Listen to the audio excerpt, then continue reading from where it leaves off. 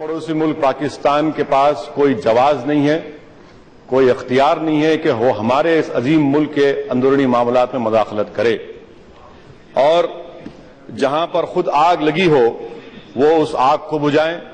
हिंदुस्तान एक अजीम मुल्क है, एक अजीम जमहूरियत है और जहां पर हम ये बात को मानते हैं कि अजीम मुल्क अजीम जमहूरियत है, हमको ये अपने आप से सवाल करना पड़ेगा और खास तौर से इख्तिदार की कुर्सियों पर बैठने वाले लोगों से उनको ये सोचना पड़ेगा कि क्या कश्मीरी को हम हिंदुस्तान का अव्वल दर्जे का शहरी मानते हैं या नहीं मानते हैं। और अगर हम मानते हैं तो फिर आखिर क्या वजह है कि 12 दिन में 1800 से जायद लोग जख्मी हुए, जिसमें से करीब 600 लोगों को पेलेट की गोली से जख्मी किया गया, 125 लोग गोली से जख्मी हुए हैं और उन 600 पेलेट की जख्मी होने वालों में से 150 लोगों की बीनाई जा चुकी है।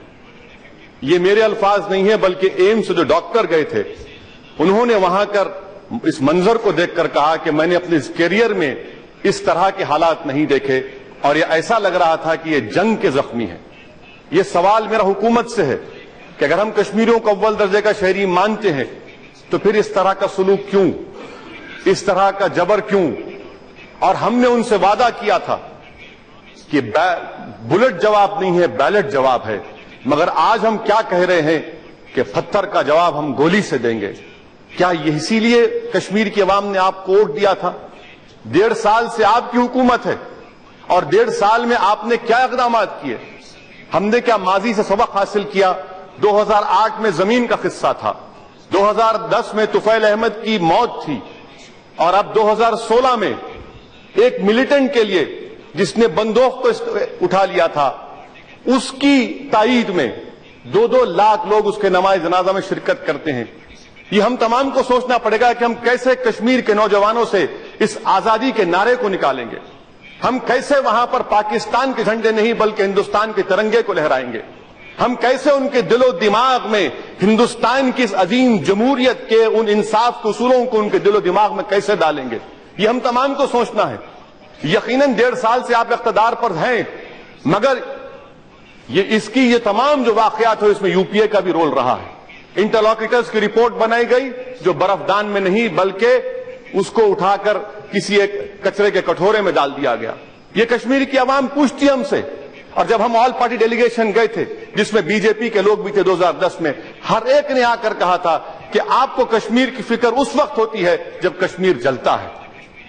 ये बताइए फिर हमने इस इंटरिम में क्या किया? 2008 में हुआ, खामोश हो गए और हमने समझा कि हम कामयाब हो गए। 2010 में गड़बड़ हुई, अनरेस्ट हुआ, हम खामोशी आई, हम समझ गए कि कामयाब हो गए। 2016 हुआ, अब फिर हम यही समझ रहे हैं कि हम खामोशी वहां पर हो गई। मैं आप हुकूमत से कहना चाह रहा हूं कि आपके पास क्या पॉलिसी है, क्या विजन है, आप क्या देना चाहते हैं उन नौजवानों को जो इस तरह की हरकत कर रहे हैं जो हम नहीं मानते।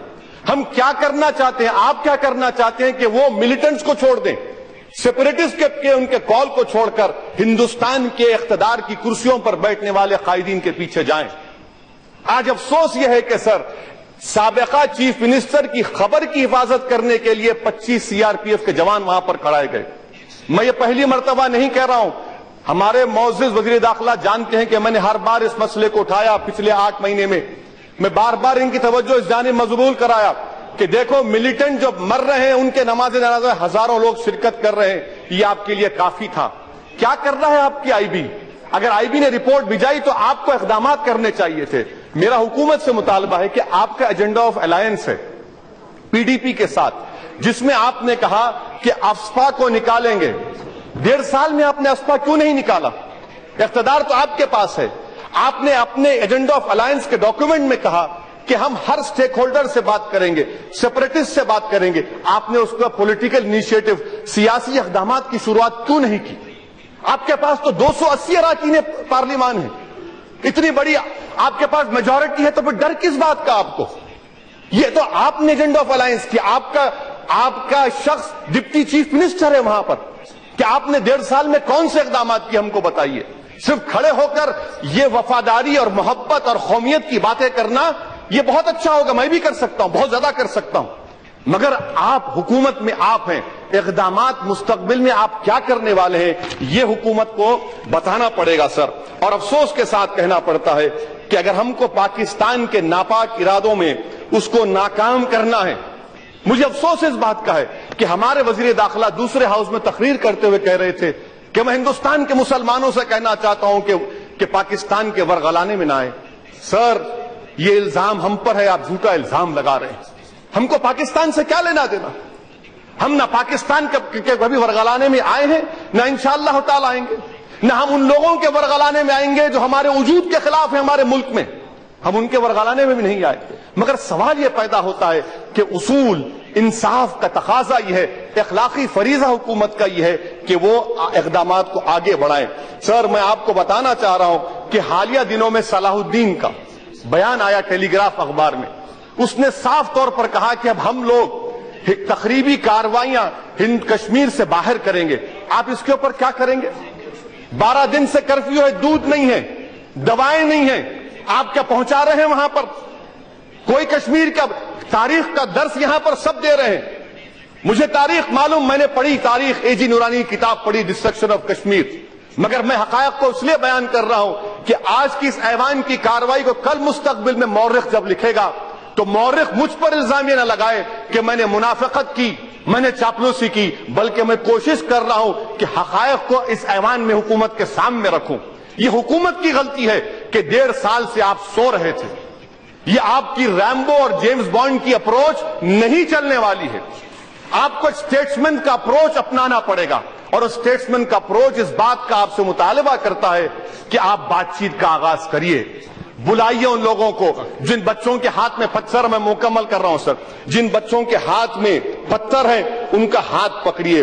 سر، کیا حکومت ایک کمیشن آف انکوائری بنائے گی تاکہ اس مرنے والے بچوں کو معلوم ہو سکے کہ ان کے ماں باپ کو کیوں مارا گیا ان کو؟ اگر ہم ہمدردی رکھتے ہیں تو الفاظ کی ہمدردی بہت ہو چکی ہے، ہر کشمیری یقین نہیں کرتا ہماری بات کو، وہ انصاف چاہتا ہے کیونکہ وہ ہندوستانی ہے۔ اور سر، جو آپ دیکھیے جو پیلٹ کی گولیاں ماری گئی، پٹیدار کا ایجیٹیشن ہوا، جاٹوں کا ایجیٹیشن ہوا، کسی ایک کے اوپر آنکھ پر گولی ماری گئی؟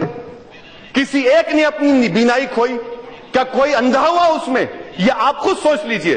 اگر آپ میں انسانیت زندہ ہے تو میں آپ سے اپیل کر رہا ہوں کہ ہم اپنے سیاسی اختلافات سے اٹھ کر دیکھیں، ورنہ یاد رکھیے اگر کشمیر کمزور ہوتا رہے گا تو اس کا فائدہ ان عناصر کو ہوگا جو ہندوستان کو مستحکم نہیں دیکھنا چاہتے۔ اسی لیے کمیشن آف انکوائری بنائیے، اگر آل پارٹی ڈیلیگیشن بھی جائیے، اقدامات کریے، اپنے ایجنڈا آف الائنس پر کام کر کے دکھائیے، تبھی جا کر وہاں پر امن کو قائم کرنے کی شروعات ہوگی۔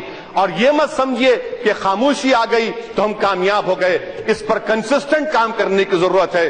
یہی چند گزارشات میں آپ کے ذریعے سے حکومت کے سامنے رکھ رہا ہوں، اور امید کرتا ہوں، اور ساتھ ہی ساتھ سر میں آپ کے ذریعے سے جو کشمیر میں لوگ مارے گئے، چاہے وہ ہمارے سیکورٹی فورس کے لوگ ہوں یا وہ 50 لوگ ہوں، میں ان سب سے اظہار تعزیت کرتا ہوں، اور ہم اپیل کرتے ہیں کہ آپ تشدد کا راستہ چھوڑیے اور ہندوستان کی جمہوریت پر یقین کریے، اور ہم آپ کے حق کے لیے لڑیں گے۔ جو وعدے ان سے کیے گئے پورا کیجیے، تاریخ کا درس میں یہاں پر مت دیجیے، تاریخ سب لوگ جانتے ہیں۔ شکریہ سر۔ سپریم کورٹ نے ایسا تماچا مارا، شاید آئندہ ایسی حرکتیں وہ کبھی نہیں کریں گے، ایسا میں سمجھتا ہوں۔ لیکن پھر بھی ان کی یہ عادت ہے